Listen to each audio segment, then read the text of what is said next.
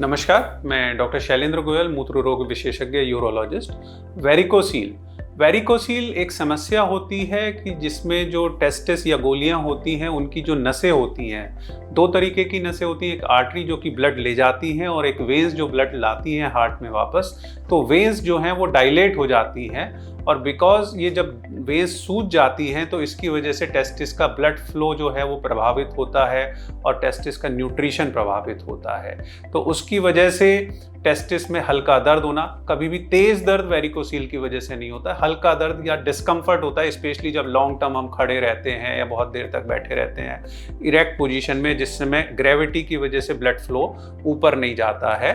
और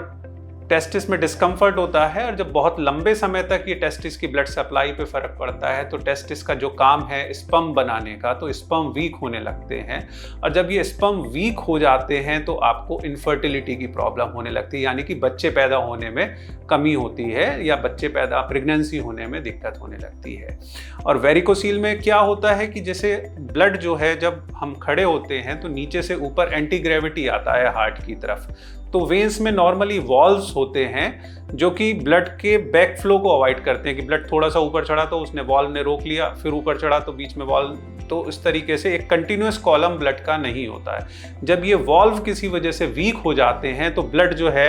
इतना लंबा कॉलम हो जाता है कि वो ग्रेविटी की वजह से बैक फ्लो होने लगता है, तो इसको हम वेरिकोसील कहते हैं।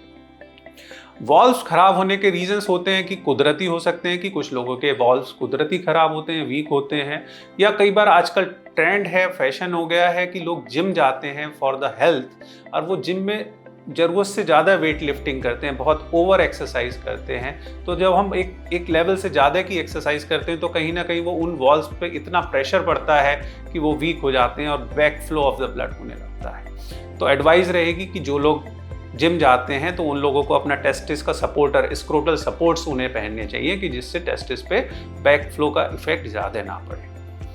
वेरिकोसील यदि आपको है, यदि किसी लोगों को बच्चे पैदा होने में दिक्कत हो रही है तो उनको यूरोलॉजिस्ट को दिखाना चाहिए और अपना वेरिकोसील का चेकअप कराना चाहिए। धन्यवाद।